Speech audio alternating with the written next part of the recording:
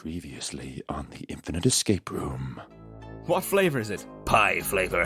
I'll put mine between my thighs. Was this the script? Also, I'm thirsty. I'm out of beer. Where's my beer? Anybody else got a bright idea?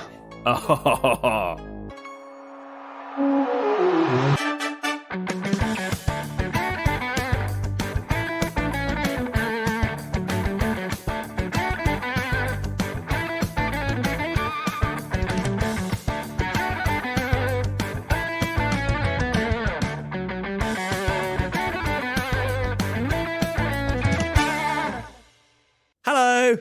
Hello, and welcome to the Infinite Escape Room, the puzzling, piddling, paddling. He's broken. Call tech support. Puzzling cast, where a bunch of geographically diverse pals, chums, friends, and bopply-boops come together, have a drink, and work together to solve a homemade escape room of the ears.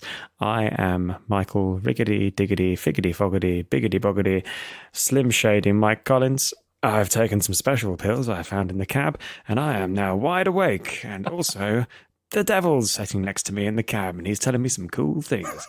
And I'm drinking, I've moved on now to, having consumed everything else in the house, a delicious Lost Lager. It's Brewdog's sort of, bog standard Pilsner. But they changed the recipe on it quite recently, actually, and I think it is vastly improved for it. It's a very refreshing, clean lager. It's not quite a session lager, but it's a good lagery lager. And I very much enjoy it. And joining me at the end of this fine, dark, long evening, we have...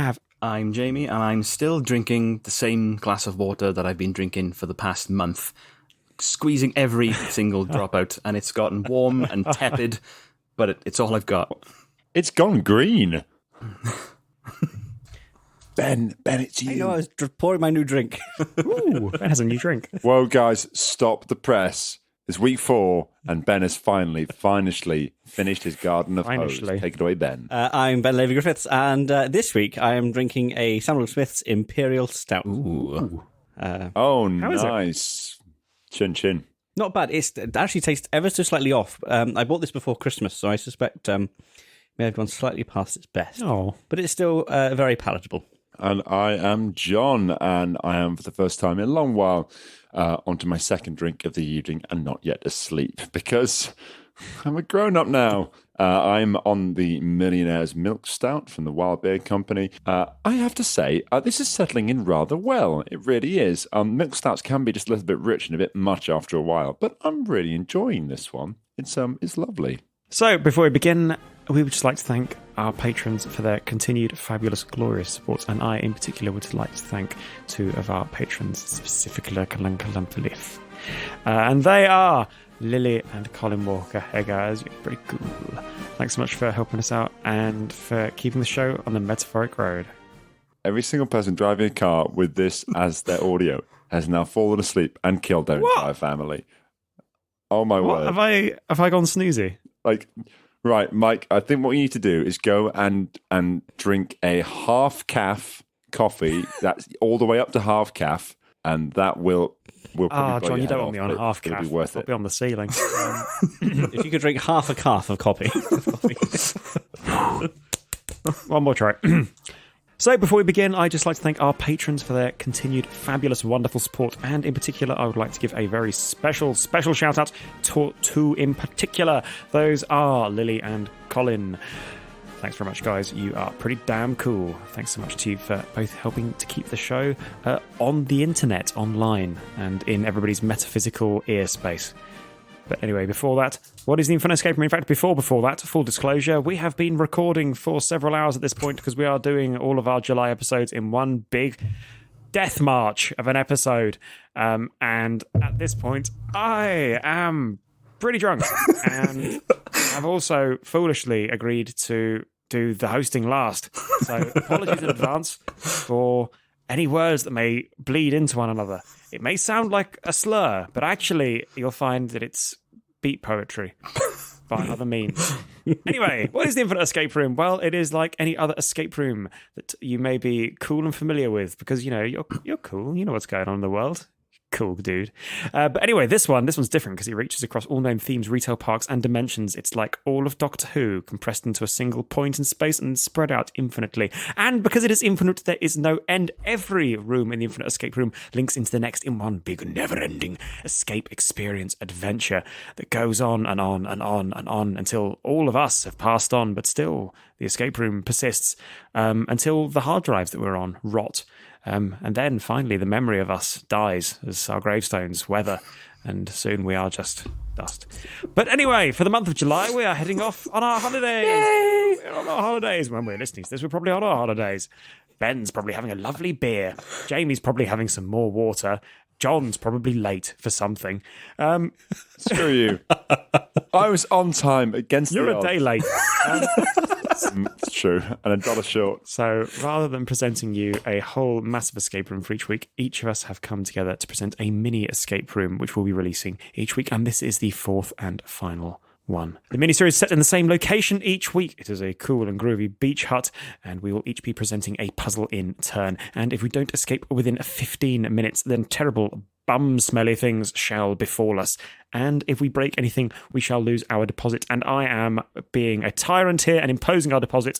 And our deposits this week is the beautiful and incredible Sandra Bullock. Okay, she's come up twice now in 2 episodes. Also, Mike, she's a person, not a deposit. Oh, Wow. I mean, wow.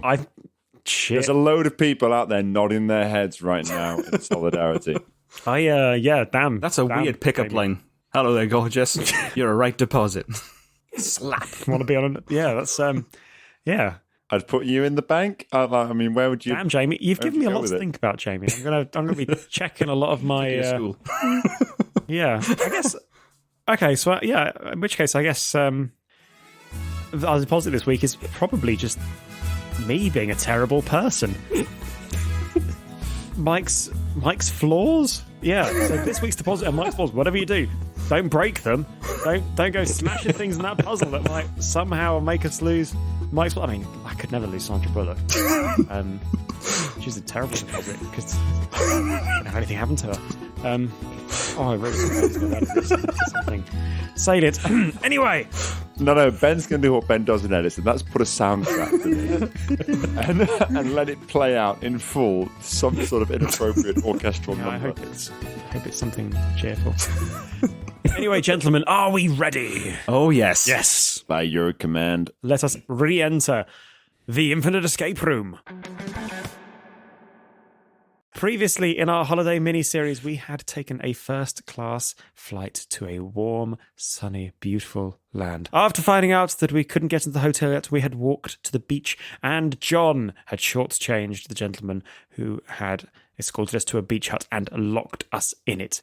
There were 4 whimsical padlocks locking the door for some reason. We have so far found the gas safety safe key, the sick key, and the keyfer. There is 1 padlock left remaining and 1 item in the room that we had not yet inspected. That is the ship in a bottle.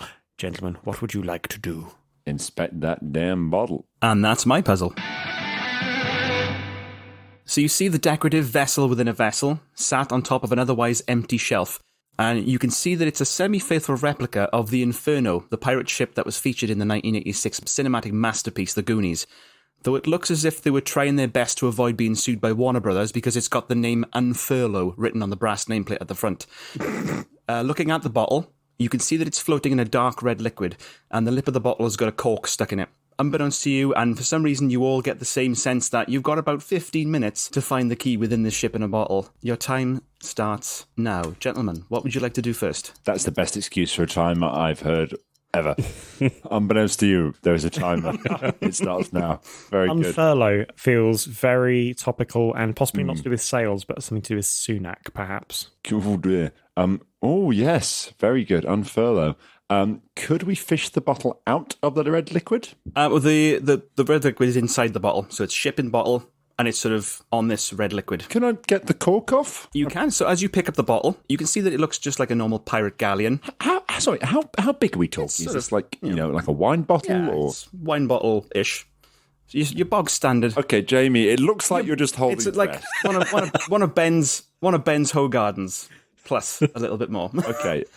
Standard ship in a bottle. Wine bottle kind of size. So yeah, so it's a Sure. The ship looks like a pirate galleon. It's got a foremast at the front and then a mainmast behind it. Its sails are all rolled up and tied up with string. There's a crow's nest, a helm. There's cannons on each side. There's a figurehead at the bow of the ship of a rather shaggy-looking dog. You pick it up, and as you handle the bottle, the liquid starts to slosh around and onto the deck of the ship. And you also hear a faint rattling coming from inside the bottle. There's a key in there. John, you said you wanted to try and pull the cork. I did, yes. So you give the cork a good old-fashioned yank, and after some effort, it does remove itself from the bottle with a satisfying... Nice sound effect. Who needs a Foley artist? That saved Ben like quarter of an hour, genuinely. I could do a couple more in different emotions if you like. If you would, that would just... Give me rage. Melancholy. When you turn the cork over, you see the image of an open eye burned into the side of the cork that was inside the bottle. That's not concerning at all. Oh no. As you open the cork, an air of vanilla, raspberry and plum wafts into your nostrils, and you realise that the liquid inside the bottle is actually Infinite Escape Room Vino of Choice, 19 Crimes. Not a sponsor, but wouldn't mind it if you were. Thank you, please. Please. You now have an uncorked bottle of wine with a ship. So it was vanilla, raspberry and... vanilla, raspberry and a plum. Just consider those to be nasal set dressing. Okay, I remembered the at the end and wasn't sure if you said rum. I was then slightly confused that we were talking about wine. And 10 points for the phrase nasal set dressing, which I guarantee has never been uttered before in the history of all mankind. Ben, you've been very quiet the last 10 minutes. Well, that was because we were waiting for you to get through the intro. Oh, that'll be why then. Oh, zing. I can't. Yeah, it's right. It's right. This eye, it's just the one eye. Just, a single open eye burned into the one side of the cork that was facing inside the bottle. Is the bit around the pupil coloured at all? I can't remember what it's called. It is, yeah. Well, yeah, it's just... What colour is it? Just black, as if someone's burned into it. Burned in. Yeah. Okay, yeah. So black is a colour. Okay. Good to know. Not a rainbow colour. Cool, back to episode 1, folks. Dulux Noir. Okay. So having got the cork off and had a sip on the 19 Crimes, very delicious. Appropriate that it would be for a ship in a bottle. Presumably I can't stick my finger in and kind of fish anything out. You can't. Your fingers don't reach that far into the bottle. Okay. Are there any strings accessible, anything like that? Nothing. All you have is the bottle itself. That's with a ship and wine. Can I shake it out? You certainly can. The wine... Give it a really good, Yeah, the wine does risk spilling out, so you could drink it or just tip it onto the floor. It's up to you. I'm just going to drink it. I don't think we should give it to Mike. He's had Hey. enough. Certainly. But and you're on the water, and Ben is into a second lovely beer, so I will drink the wine. Stupendous. So you upend the bottle, spilling the precious red vino into your gaping maw. Your taste buds are immediately assaulted by a copious amount of salt in the wine, and you spit it out. It looks like someone wanted to go for that authentic seawater taste. But among the small puddles of vino on the floor is a long pair of tweezers that narrowly missed taking a one-way trip down your gullet. That's Wow. a very lucky pair of That was- tweezers, because I've seen John eat. That was Like the seagulls could learn Okay. things from watching John eat. strategy. Okay, so we've got tweezers. I mean, the obvious thing is to stick them in the bottle and then try and... Well, we should unfurl the sails. We should try and unfurl the sails. Unfurl. Yes, very good. So we should put the tweezers in through the neck of the bottle and see if we can twiddle the sails. The foremast sails specifically. Yes. No, start with the aft and then work forward, otherwise you won't be able to reach them. You can reach both in this scenario. So you use little tweezers to pinch at the string holding the foresail and mainsail in place, give them a gentle tug. Majestically, they unfurl. However, they don't look that majestic. Both of them seem to have been a victim of battle at some point. They're torn, they're riddled with cannon holes. But what does remain of the tattered fabric shows some rather lovely fleur-de-lis motifs, which I will put into the chat and will be in the show notes. Oh, goodness me. Oh, wow. Okay, we've got two pictures. One is the mainsail and one is the foresail. The mainsail, so you've got the mast come out from the bottom and then the sail kind of hanging off the top and down. It's ragged at the bottom, so it looks like it's been torn at the bottom of the sail. And there is 1, 2, 3, 4, 5, 6 fleur-de-lis on it, which is the French kind of 3-leaf symbol. The 3 on the left are in a kind of triangle formation. Then towards the right of the sail, there's 2 next to each other. And then on the top right, there is a 6th. Someone else described the foresail. The foresail is slightly below, or it's sort of halfway up, slightly more than halfway up the poley thing. Mast. Mast. It's a mast. Oh my god. The poley thing. I do computers, not votes. It's a ship, Ben. It's a I ship. do both. A lot of water folk right now that are spitting out their tea.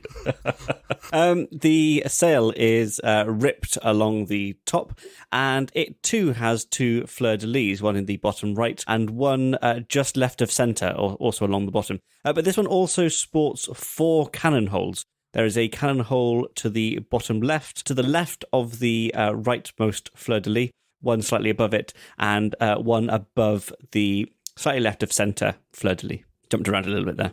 So I'm looking at these two images and I'm thinking you could almost sort of stitch them together. I was overlay thinking that one, too. couldn't you? Because if you overlaid them, by my reckoning, you would get a line of 4 fleur-de-lis across the bottom row. If you were to look through the holes, if you were to put the two sails over the top of each other and look through the holes, you'd potentially get 4 fleur-de-lis along the bottom row. Although I'm not sure what the significance of said is. You're right. You're definitely right. No, it wouldn't be 4. Maybe. It would depend. So the foresail is in front, as in closer to us than the main sail, right? That is correct. Then it would be 4. You're right. Okay. Can we reach anything else with the tweezers? The tweezers are the entire length of the ship, so you could interact with the crow's nest, the helm, the cannons. We fire the cannons. You can indeed look at the cannons. Sorry. So you see that each side of the ship has 3 cannons mounted onto 6 deep horizontal grooves that are cut into the decking. So there's 3 on the left, 3 on the right. There's grooves then going across that the cannons sit inside. Why did Jamie not get told off for calling it left and right, not port and starboard? Because I would probably mess it up. And it's my puzzle, and in this universe, those terms don't exist. But unfurlough is a thing. Okay, so 3 cannons on the side with grooves going into the middle. So is that when the cannons have kind of recoiled as they're fired and been sort of moved into the ship? Yes, so you can interact with them with the tweezers. You find that they can settle into one of 3 positions, and they sort of click when you move them across. So you can slide each cannon towards their respective decks on the far edge of the ship. And you can also slide them right into the centre of the ship where the masts are. And then there's a point then halfway between those two. So each cannon effectively has a left, a middle, and a right position that they can be put into. Okay. Oh, shit. So I'm noticing that there are 3 cannons on either side. There's also 3 either fleur-de-lis. Oh, actually, on the foresail, between the fleur-de-lis and the cannon holes, there are 3 on each side. On the left side, there's 2 holes and 1 fleur-de-lis. On the right side, there's 2 holes and 1 fleur-de-lis. So I wonder if the combination of the flurry things and the cannon holes is some kind of clue as to where we have to put the cannons. Quite possibly, yeah. But I'm not sure if we should go for the main sail, which obviously just has 6, or the foresail. Shall we try and collect any missing information first? Because we've not looked at the crow's nest yet, have we? Can we take a look at the crow's nest? True. Yeah, the crow's nest, you can rotate it with the tweezers. Nothing really happens. Nothing of importance happens. The helm? A similar thing. You can sort of steer the ship, but nothing really happens there. The big shaggy dog on the front of the ship, the bow even, in an alternative universe. Anything significant about that? You can't really do anything with it. There's a tiny bit of give at the front, but you can't tweeze it. A tiny bit of give. What is the dog made out of? Wood, the same thing as the ship. It should be made out of bark. You have 3.5 minutes left, gentlemen. Oh, that geez. was your idea. Okay, so Jamie, you might assume that we have everything. Yes, you do. Okay, it's got to be something to do with the cans and the fleur-de-lis then. Okay, so the foresail, I wonder if we'd have to do 2 things in combination. So it's one thing and then another thing. So the foresail on the port side, which is the left side. Left to us or to the ship? So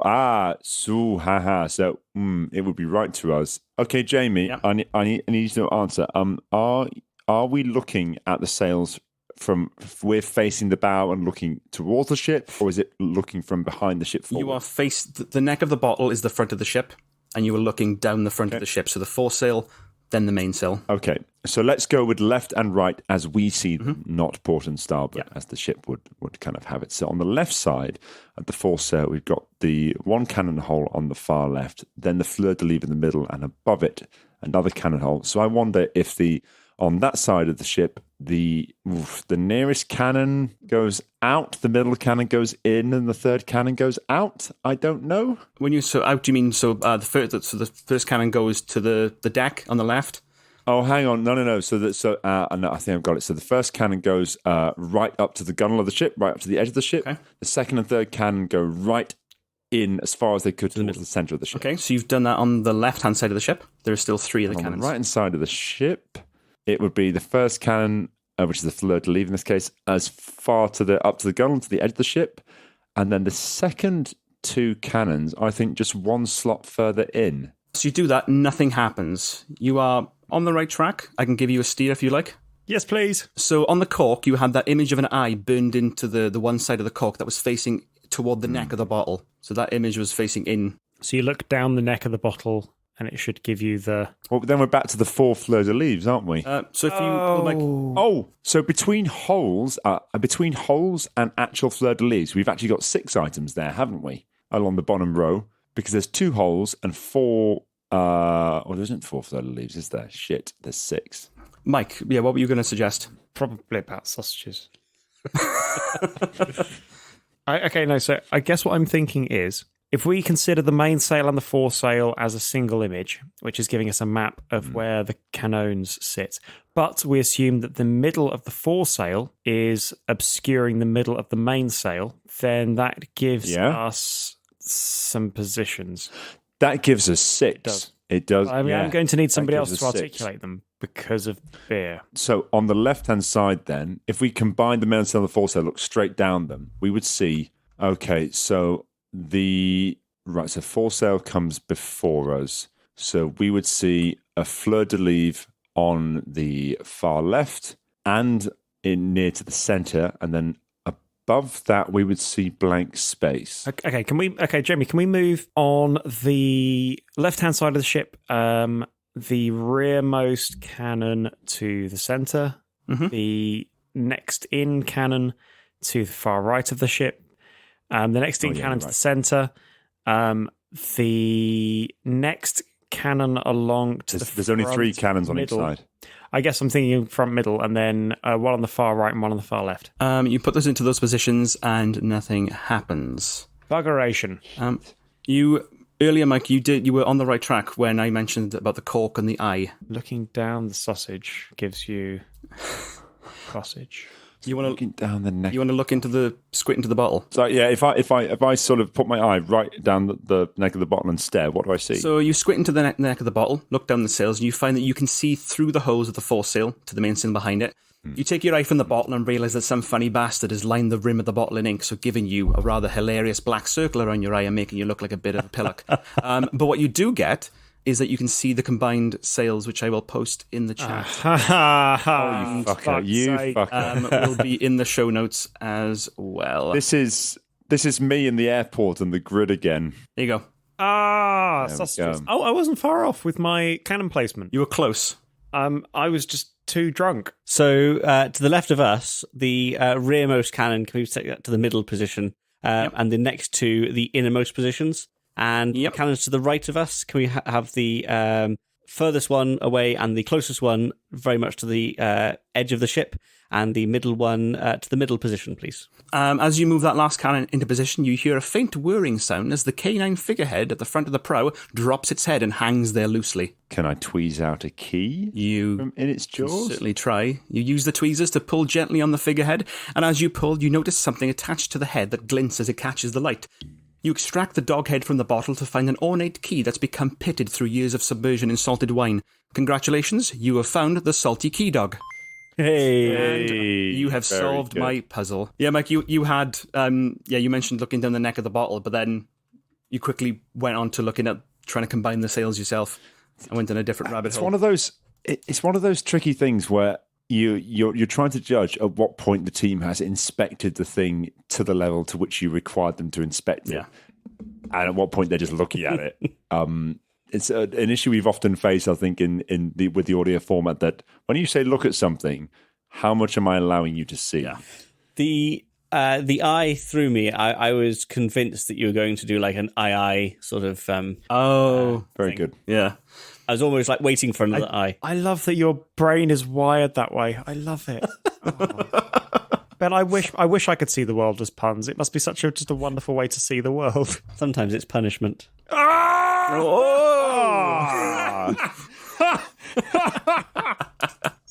Oh, Ben, the best thing. Oh, I'm so happy this is the last episode of the series.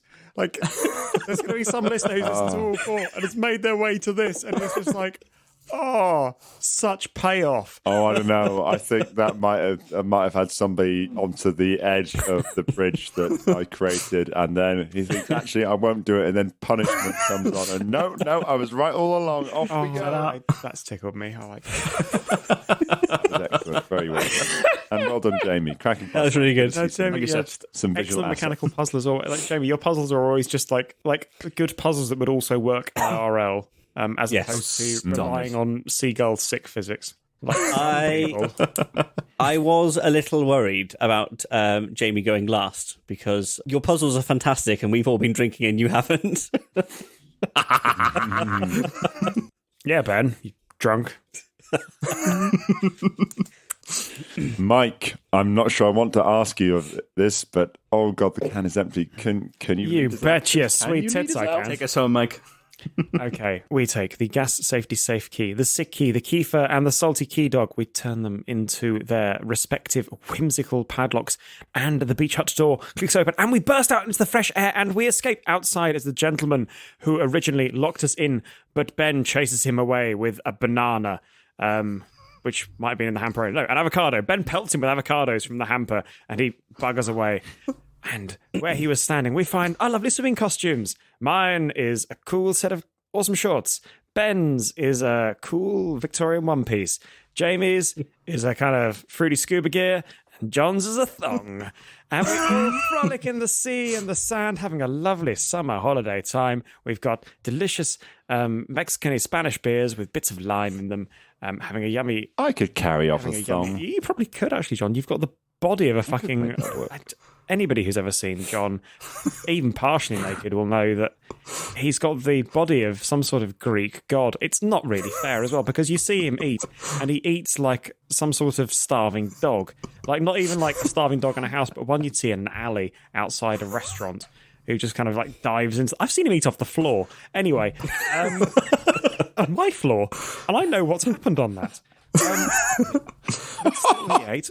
Anyway, yes, and we frolic and we have a lovely time, and there's celebration, and nobody gets food poisoning, and we all have a wonderful summer holiday. And we hope you've had a lovely summer holiday too. Anyway.